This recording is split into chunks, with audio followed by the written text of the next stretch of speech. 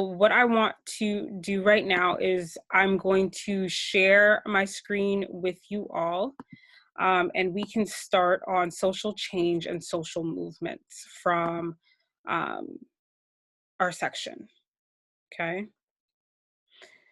So again, this is in reference to chapter 21. So quickly, what is social change? Your chapter is going to really discuss things kind of backwards. So it starts off with collective behavior, then goes to social movements and social change. So I've kind of decided to do this backwards. So I'm defining or using the chapters to define everything first. So what is social change? So collective behavior and social movements are just two of the forces driving social change. Okay, so collective behavior and social movements are two of the forces that drive social change. Social change is the change in society created through social movements as well as through external factors like environmental shifts or technologies. So society changes by and through external forces such as environmental shifts and technological innovations. So think about how during the Industrial Revolution, right? That is, and not just an environmental shift, but the Industrial Revolution is also a technological shift that changes society, right? Computers change society. Cars and the invention of the automobile changed society. So all of these are forces and movements that change society, and that is, in other words, a social change. Essentially, any disruptive shift in the status quo, be it intentional or random, human-caused or natural, can lead to any kind of social change. When sociologists talk about social change, they're discussing a political process that involves organized struggles between the powerful and disadvantaged segments of society. So again, a struggle between the haves and the have-nots. This should automatically bring to mind some of the ideologies of Karl Marx, okay? So advantaged segments of society on one hand and disadvantaged and disenfranchised segments on the other hand. People with power and or privilege are often in better positions to define the content and the direction of change in ways that preserve and enhance their power and privilege. So think about what this means. Think about what this is actually saying, right? People with power, so power politically, economically, and socially, are in better positions to define the content and direction of change in ways that preserve and enhance their own power and privilege. So when it comes to societal change, right, who are those who are more likely to find ways to change, and preserve their own power and privilege, okay? There are certain characteristics of social change. So there are 4 of them. The first one is social change is uneven. 2, the onset and the consequence of social change are unforeseen. In other words, we can't predict, although I might want to create or start a social change, start a social movement, I can't necessarily predict, right, the direction of that social movement. That social movement could lead to positive consequences in society or negative consequences in society, but I don't know the outcome of social change, so they're unforeseen. Social change can create conflict. And again, when it comes to certain types of social change, there is one side for, always another side against. Think of how our political system works. Similar, right? One side for, one side against. The direction of social change also, in many cases, is not random. Some people there are those individuals who already know the direction, right? And think about, again, based on the last slide that I just showed you, who are those people who are often more times able to direct the change, right? Who can control the change. And again, those people have power politically, economically, and socially. Some of the causes of social change in our society today. The major one, technology. Technology in this globalized world, especially. Okay. Advances in medical technology allow otherwise, one, infertile women to bear children, which indirectly leads to an increase in population. Think about how technology has enhanced the human body. And I'm not saying that we're immortal, but I'm saying that we can do things for longer periods of time, right? As a woman, you don't necessarily have to rush to have children between the ages of 19 and 30 anymore. You have women who are giving birth in their late 30s, their late 40s, their 50s, and even their 60s today. So think about some of the technological innovations that have allowed for that process. IVF treatments, right? The freezing of embryos and holding and waiting until you've created a career or developed a career or have a solid career, and then now in your 60s you may decide you want to have children. Continuing on with technology, there are also advances in agricultural technology that have allowed us to genetically alter and patent food products, which changes our environment in innumerable ways. So think about how we're able to create some of the foods that we have today, right? One of the things that come to mind when I'm thinking of specifically the meats that I buy, the fishes that I buy, is whether or not they're wild caught, right? We're in a society today where I can choose a modified version of a meat product or a more natural, holistic, organic type, right? A wild caught salmon, wild caught cod, etc. Okay, so technology has allowed advances in agricultural technology. So another example is no longer does the farmer or farmers, no longer do they actually have to be in the blazing sun, tilling to the land, etc. Right? Now we have machines, right? So that's an advance. Education. So the way we educate children in the classroom to the way we grow food that we eat, technology has impacted all aspects of modern life. Today in our classrooms, right? Students, teachers, we're all using technology. And I'm not talking about the student that is constantly on their cell phone, right? That's not what I'm talking about. But I'm talking about, if you grew up in the 80s or the 90s, right? I was born in the 80s. But seeing the classroom change the further I got into my education. So PowerPoint is something that is, I'm not going to say fairly new, but I saw the development of the PowerPoint. We had teachers who used to roll the VHS and the TVs out on carts. Now we don't need to do that, right? So when we were in the classroom, how would I allow you guys to watch a documentary or quickly go onto YouTube, right? Now everything's done by the click of a button on a wall or on a computer screen. I don't have to roll in a big cart that is locked in a closet and, put in a VHS, okay? So technology is a cause of social change. 2, social institutions. So a single social institution can lead to changes in all institutions. So if again, remember your major institutions, right? There are 8 of them. We started the semester with 5.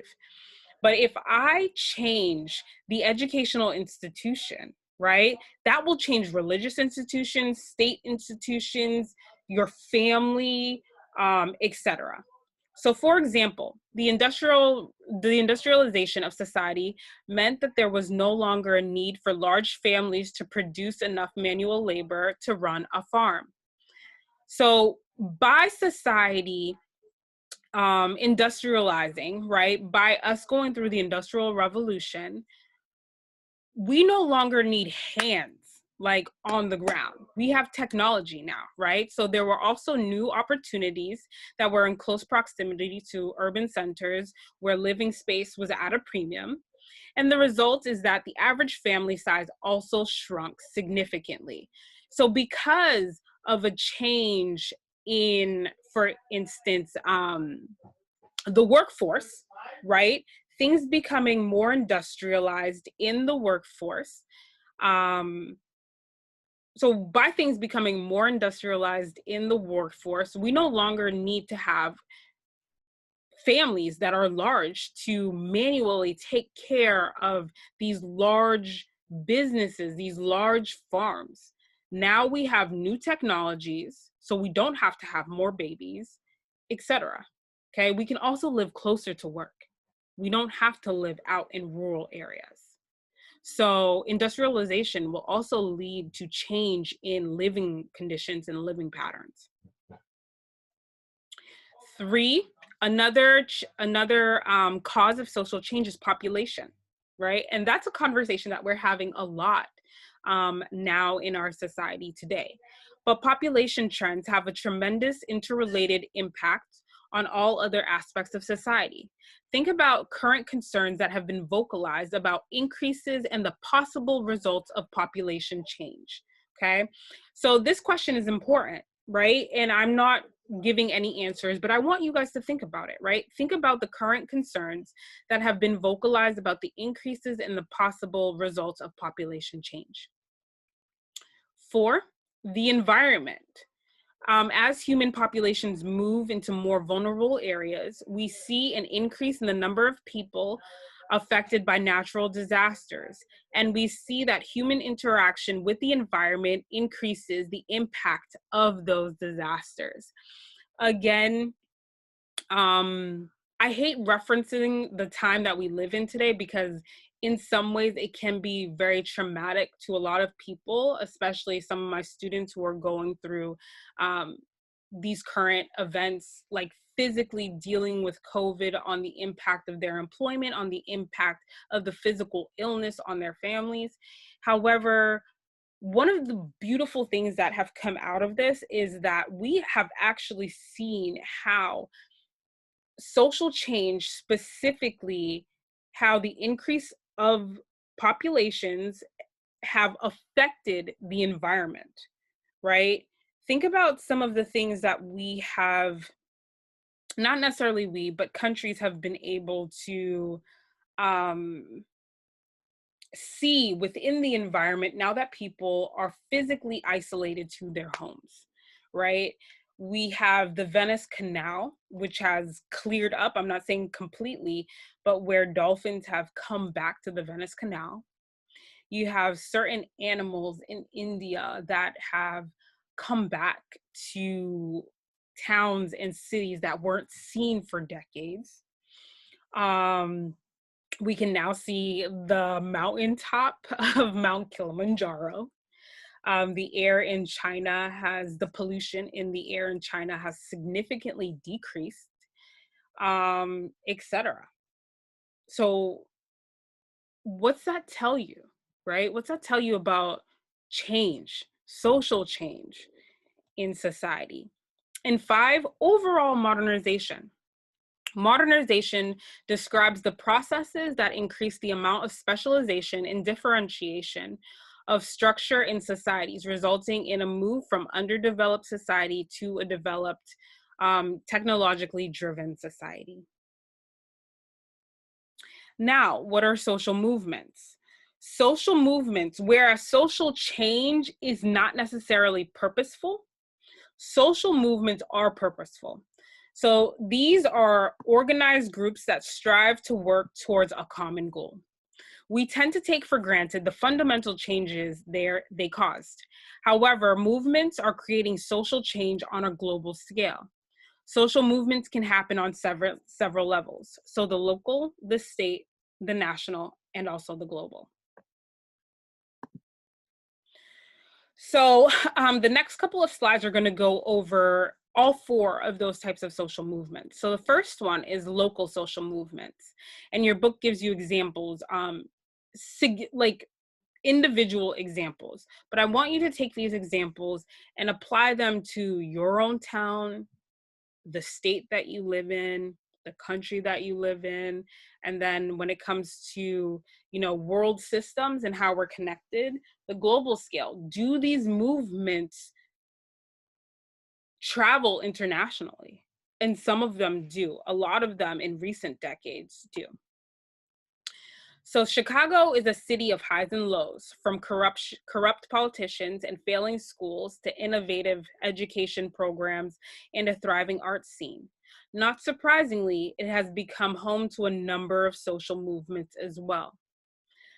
Currently, Area Chicago, or AREA Chicago, is a social movement focused on building a socially just city. The organization seeks to create relationships and sustain community through art, research, education, and activism. The movement offers online tools like Radicalendar, a calendar for getting radical and connected, and events such as an alternative to the traditional Independence Day picnic. Through its offering, Area Chicago gives local residents a chance to engage in a movement to help build a socially just city. Okay, so these are movements. If you didn't get it by the example, local movements are movements that happen in that are localized. So they can happen in specific cities, amongst a specific group of people, a team, an organization. They're localized. Okay, so another example of a local social movement that I can think of, if I can give you an example,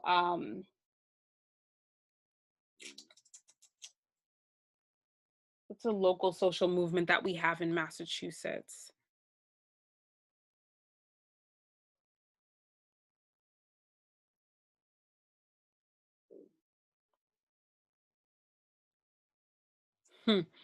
Well, I can give you one in my town. That's an example. So in my town, a local social movement that we have is Bread of Life. So Bread of Life is, it's hard to describe it as a social movement, but they do many things.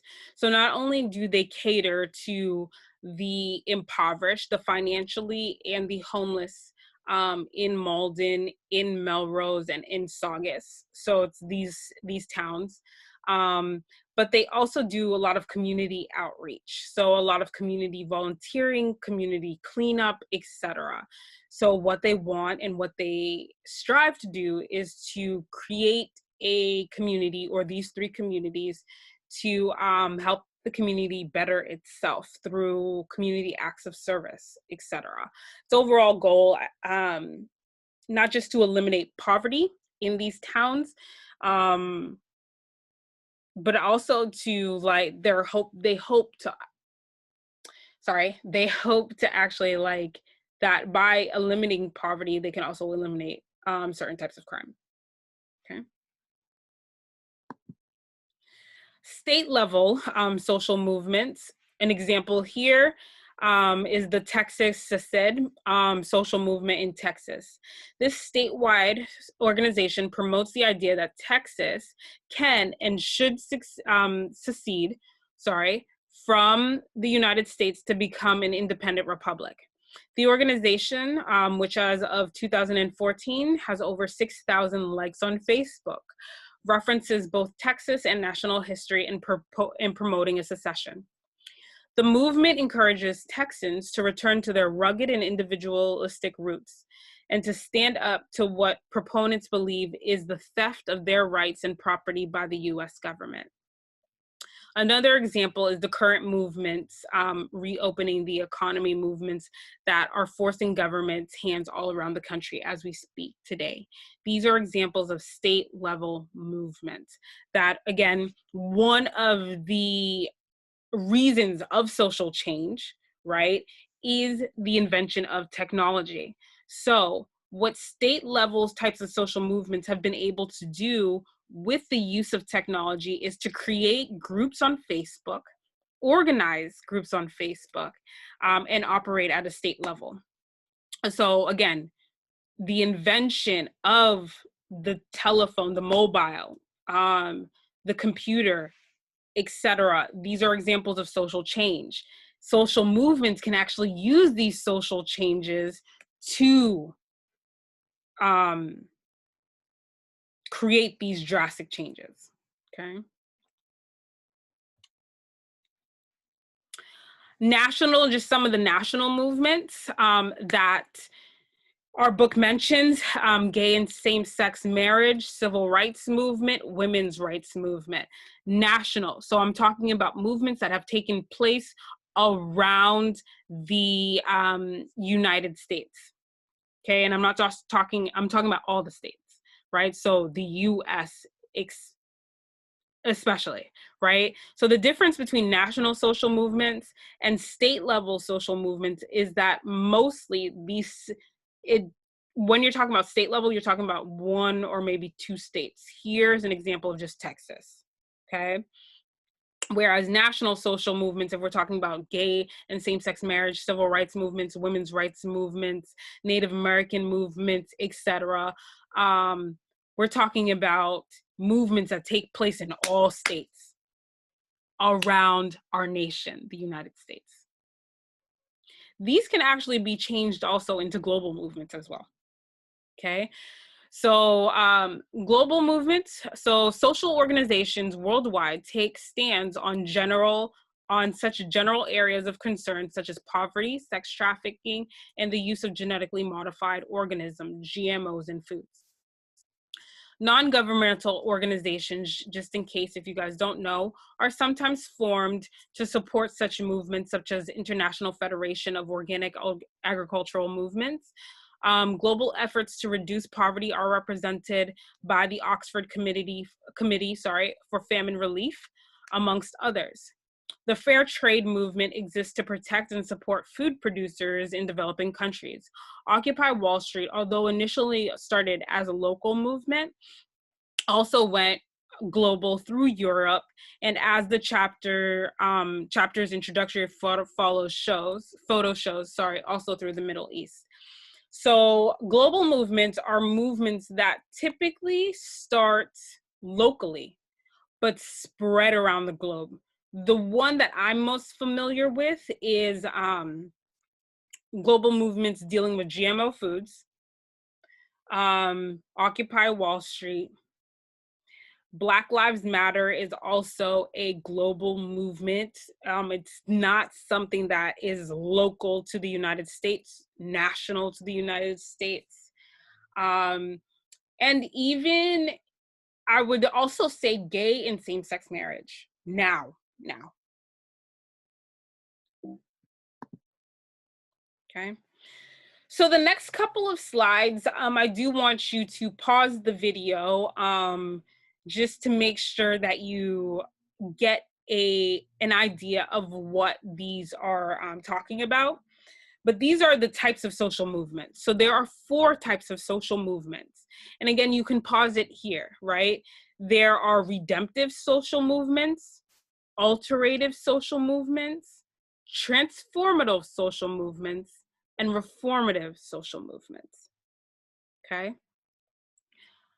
Make sure you go through your textbook to figure out, okay, because I don't want to necessarily tell you, but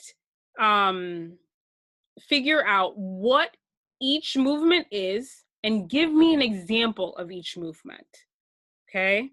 So for instance, this is what I want you to do when you're going through these. After you've read your textbook chapter and you've gone through the section on what a redemptive movement is, Okay, it's a movement that is started by individuals looking for total change in society. What kind of movement does that sound like?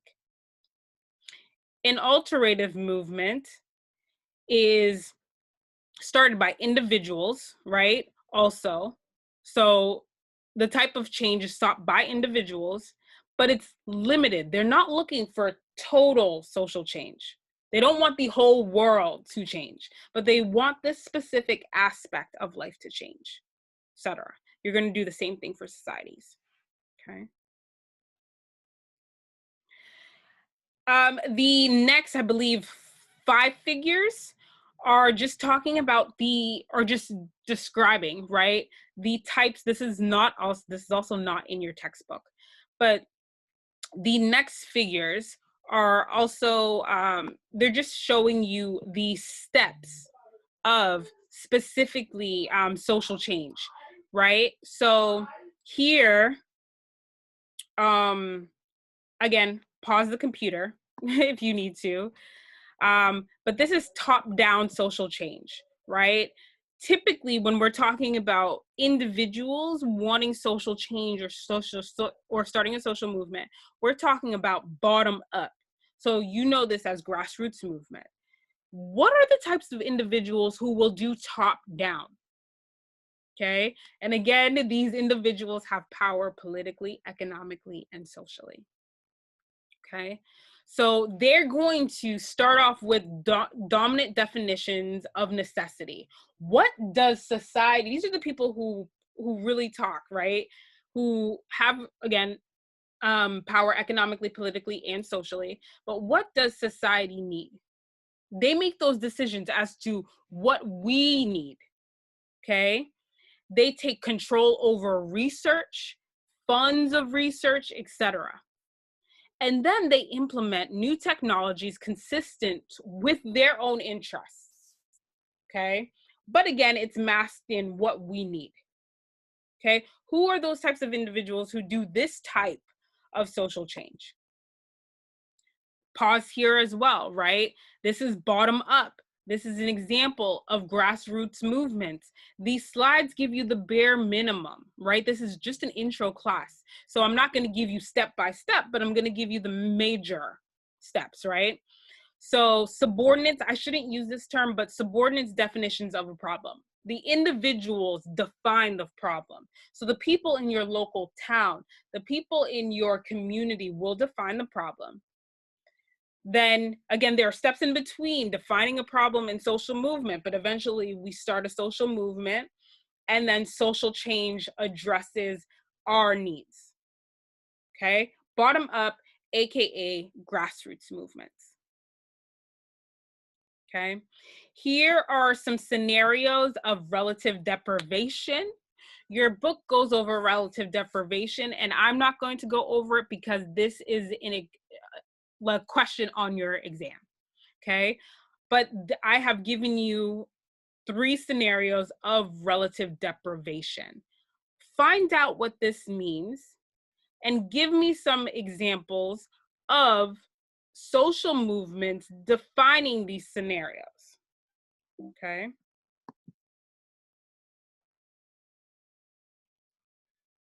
And then collective behavior. Okay. So collective behavior. So collective behavior is non-institutionalized activity in which several or many people voluntarily engage. So why is it important that we know what collective behavior is? It's because oftentimes when people organize, there are those who view these groups as irrational and their behaviors irrational. So again, there are always 2 sides to a social movement: those who have not, those who agree, those who do not, those who go along, those who do not, etc. Okay. So looking at this is an example of collective behavior. Okay. Eventually, those theorists who view crowds as uncontrolled groups of irrational people are supplanted by theorists. These people eventually become theorists. Okay. Not all. Okay. But our book states this. Okay, so characteristics of collective behavior. One, it represents the actions of groups of people, not individuals. Okay. Two, it involves new relationships that arise in unusual or unexpected circumstances. Three, characteristics of collective behavior capture the changing elements of society more than other forms of social action. So your book's going to talk about different types of um, collective behavior and use those as examples. We actually have current examples of collective behavior today, right? Where people will view the actions of people today in 2020 as of what today? April 27th, 2002, there are certain individuals who we're viewing as very irrational, right? Right now, sitting in my house 24/7, not leaving my house is seen as normal, okay? But there are those who don't. What are we, do we consider them irrational, etc.? Okay. Four, collective behavior may mark the beginning of a more organized social behavior. Collective behavior is an exhibited pattern behavior, not the irrational behavior of crazed individuals. And it usually appears to be highly emotional, even volatile in some states. It can also involve people communicating extensively through rumors, and collective behavior are often associated with efforts to achieve eventually a social change of some kind. Okay, go through those chapters on your own.